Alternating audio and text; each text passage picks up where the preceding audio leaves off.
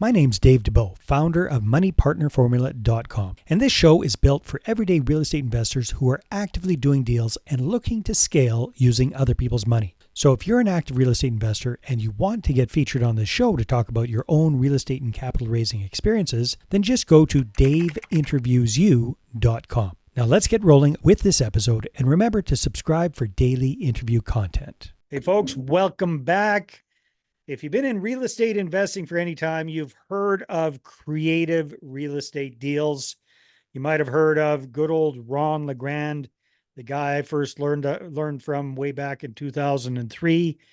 Well, today we've got a very special guest, Todd Killian, who's zooming in from beautiful Columbus, Ohio. And Todd is a real estate investor, got started in the creative low money, no money down type deal stuff, and has moved into doing wholesaling. He's moved into long-term buy and hold. He's built up a very nice little portfolio of single-family homes and a small multifamily, and he's a going concern in the I Buy Houses Columbus market. So Todd, welcome to the show. Great to have you. Thanks, Dave. It's great to be here.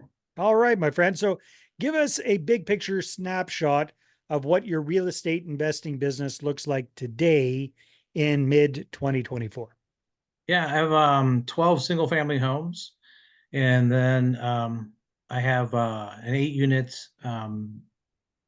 They're all rather small multifamily, and it's a creative deal too. So I've done a number of creative deals, but I've really started buying. I bought a number of properties. Most of my properties have been more of a traditional route. Long-term buy and hold single family home type thing, hold on to them, pay off the mortgage over time, get them free and clear, cash flowing like crazy for their retirement type plan. Yeah, exactly. Yeah, Nothing wrong with that, man. there's Nothing no wrong with doubt that. this is my retirement plan. Yeah. Okay. Now, what does the active day-to-day side of your real estate investing business look like? Usually, we try and take care of any maintenance issues or anything issues going on with any of the properties.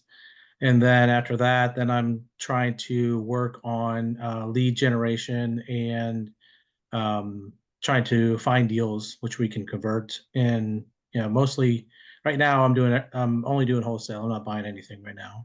Okay, so you're primarily focusing on wholesaling these days and finding motivated sellers, tying up deals, selling those deals, or doing disposition of those deals to other investors so they can flip them or do whatever they want to do, right? Exactly. Yes. Yeah. Okay. Very, very cool.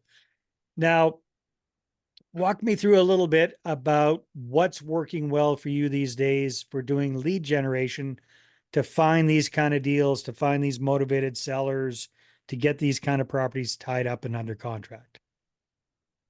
Well, that is a good question, because number one, nothing's really working well unless you're getting inbound. I think inbound is really the only real way to get things on a regular basis. Of course, the downside to inbound is it's very expensive. So So, maybe for folks that aren't familiar, what does inbound mean to you? oh yeah, inbound is normally going to be basically doing Google ads, Facebook ads.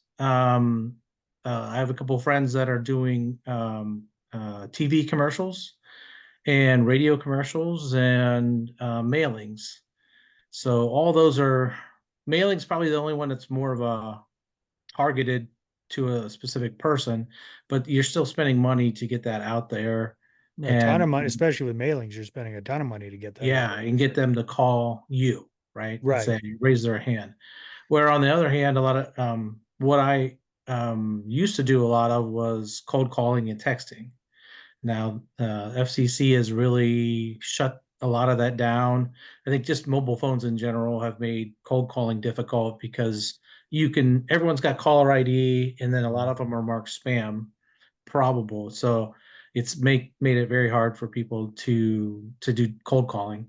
And then texting the FCC, or the TCPA has really shut that down. We were doing upwards of 3,000 texts a day at one point, and I would be hard pressed to get 300 out right now. Wow. Yeah. So Huge shifts in what we're able to do. That's the challenge with being a marketer, right? So, right. or with marketers in general, we figure out something and then everybody jumps on that and whacks the hell out of it and works really, really well. But then it ticks off so many people, then the complaints end up piling up and the government comes in and shuts things down. And then we have to figure out what the next thing is.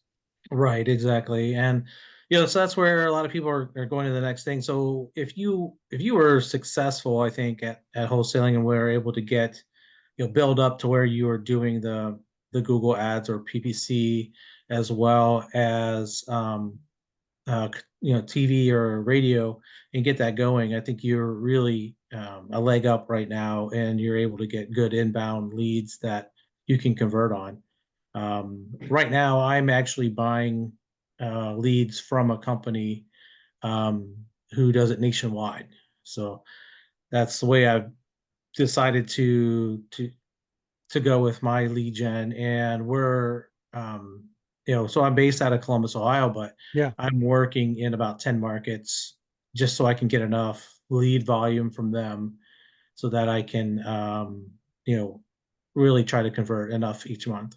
So maybe for folks that aren't familiar with what's involved with this, doing this kind of stuff, walk us through what does that look like for you, Todd? Like you buy these leads, you've got these.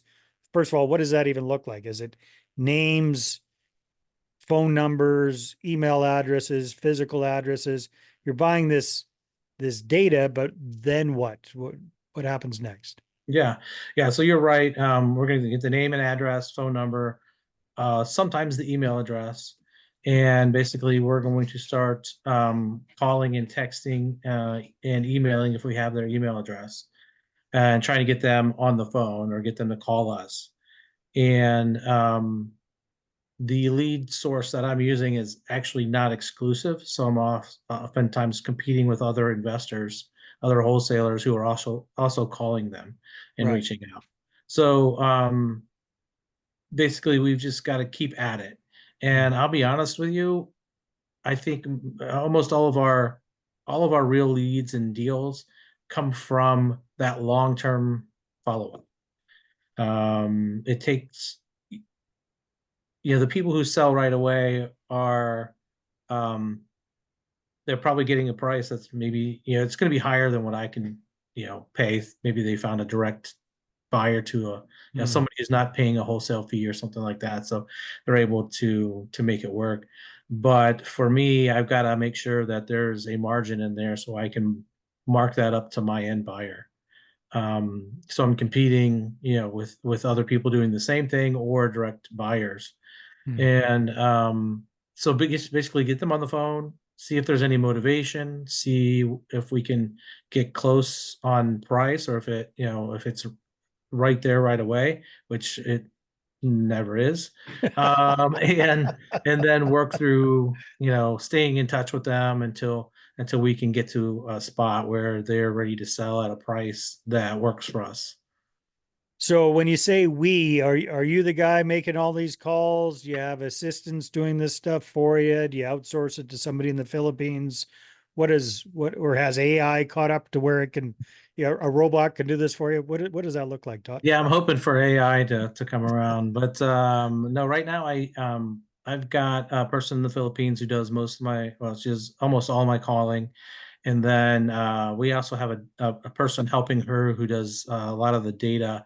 She'll bring in the leads, put them in a CRM, and then set up the follow-up campaign for us. She does skip tracing and any other research that we need.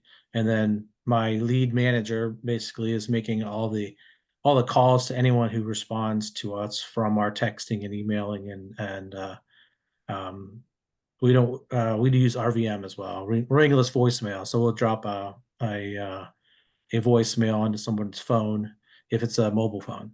Yeah, there's a lot involved, isn't there? And just to give people Mhm. kind of a perspective, in order to get the volume of leads that you need to make this worthwhile, you have to cover 10 different markets in Ohio. Now, Ohio is not a super populous state, but 10 markets, Columbus and Cincinnati is a big town, and you've got quite a population base there. So what does that kind of look like as far as like on a monthly basis, more or less, how many leads are you guys putting through the system? We're bringing in probably around 200 leads a month from that system. Um, and they're actually, we're not just in Ohio, we're in a couple of different states in Okay. order to get to enough of that. But basically, we try and analyze the kind of, they're able to give us into a CRM, and we're usually able to get the zip code at least of the lead before we kind of buy it, right? Hmm. Um, and then I'll have my VA will look, and she's trying to confirm it's in a populated city. And then if it is, then we'll usually buy that lead from that company, and then she puts it in our CRM. So So you, yeah, you say you're focusing on 200 leads a month? yes, yeah, about Well, 200. that's not that many. I thought No, it was it's in the not. tens of thousands. No, and well, I mean, these are leads where they've at least this company has indicated that this person is selling a property. Okay. Sometimes these leads are actually on the market. Hmm. So those are, we don't know until um, we've purchased a lead that it's on the market. So about from this source, I would say about 40% of them turn out to be on the market.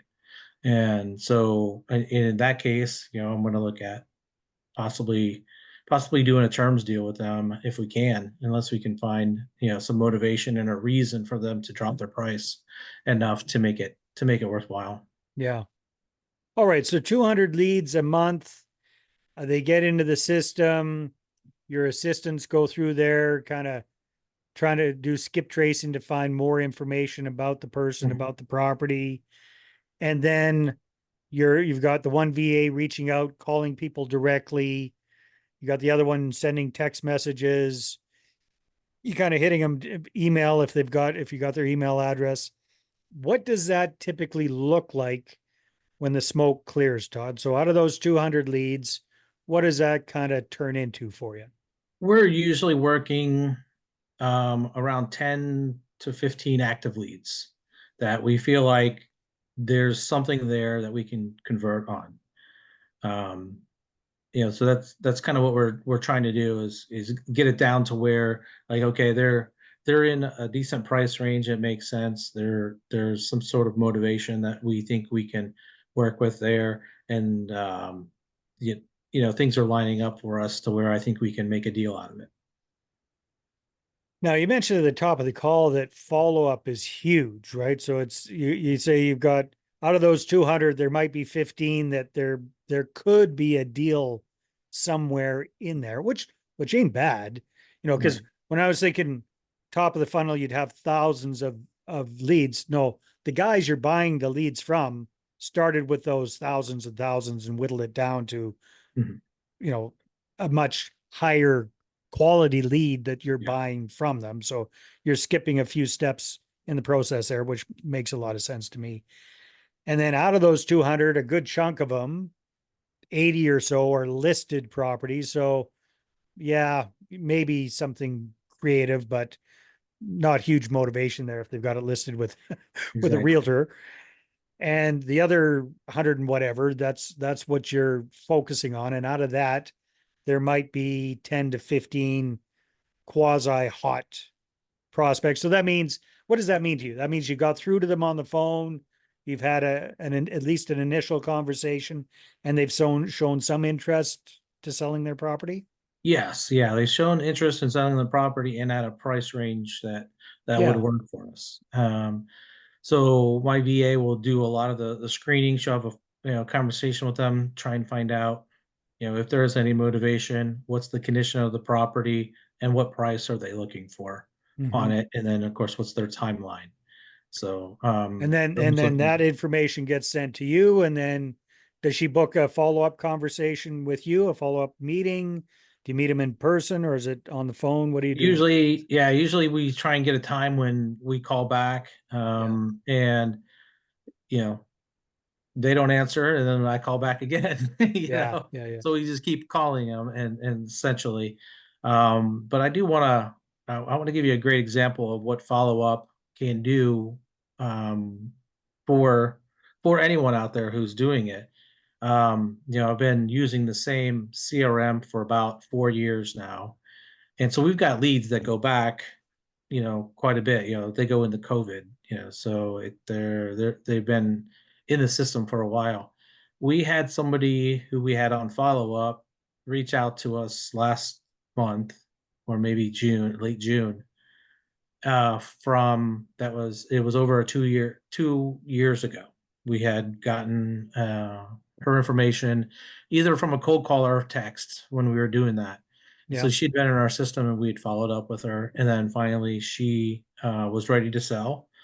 And we were able to do a $21,000 assignment fee on that property. Nice. So, So playing the long game paid off there for sure. yep. Give us an idea of what follow up looks like for you guys. Like, you know, you've whittled down your 200 to about 10 to, let's say, 15 hot prospects in a month. So over the course of a year, that's a couple of hundred. What are you guys doing to keep in touch with those folks? Yeah, mostly calling. Yeah. And if I don't get them, if I call them and I don't get a hold of them, usually I'll send them a follow up text right away and say, Hmm. hey, I just called.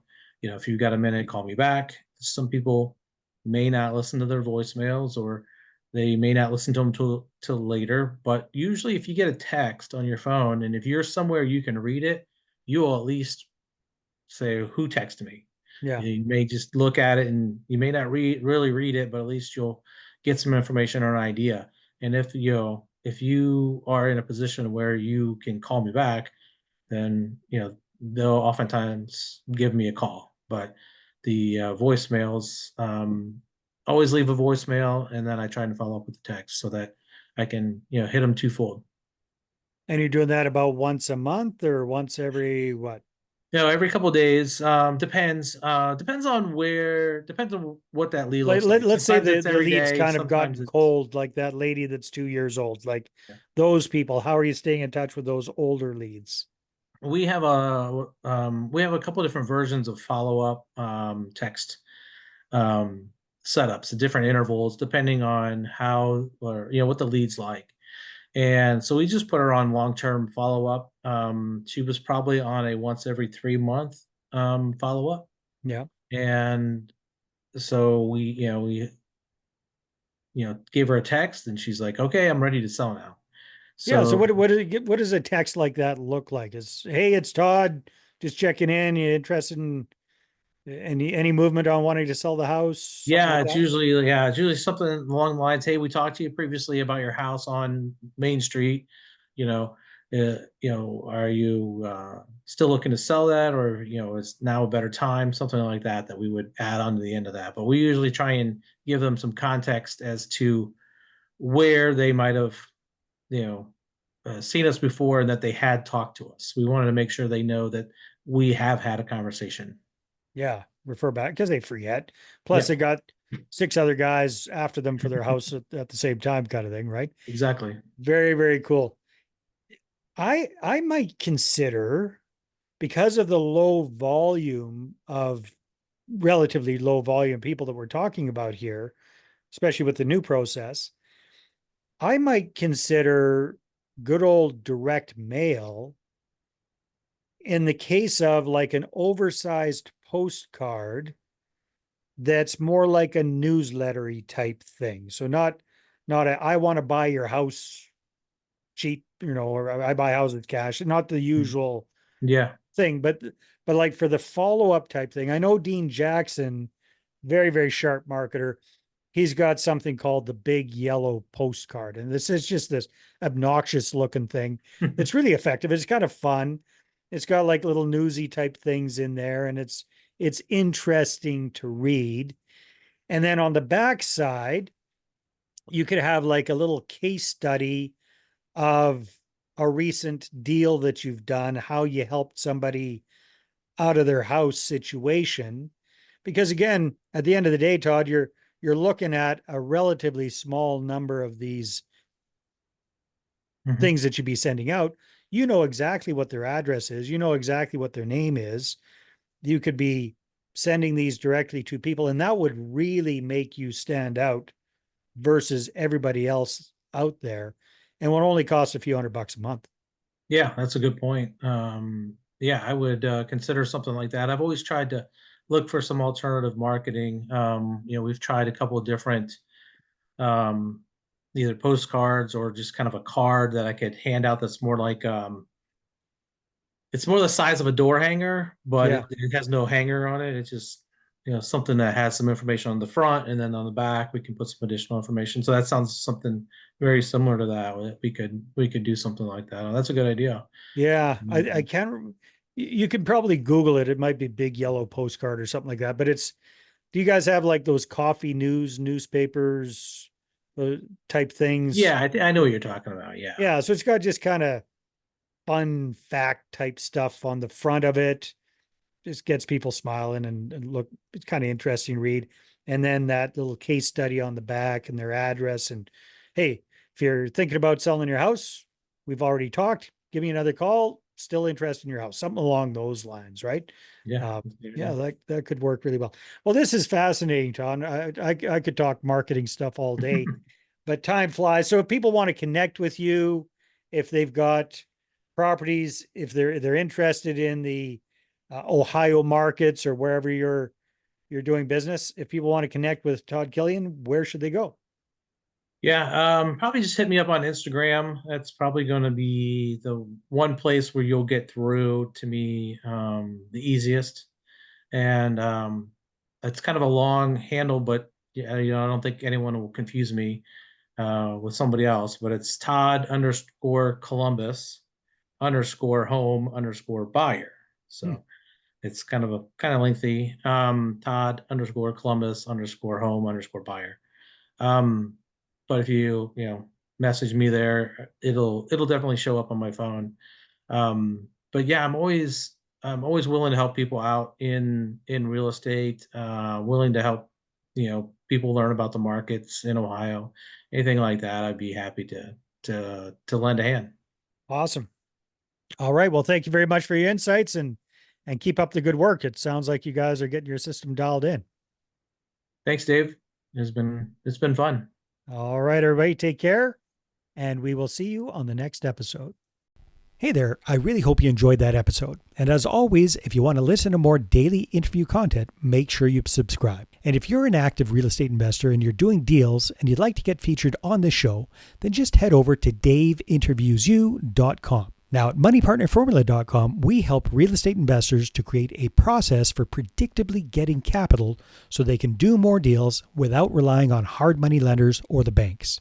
We do this by building them a private capital marketing system. Now, if you want help turning yourself into a big money capital attraction machine, then book a call with our team to see how we can help. Just visit moneypartnerformula.com to find out more. All right, take care, and we'll see you on the next interview.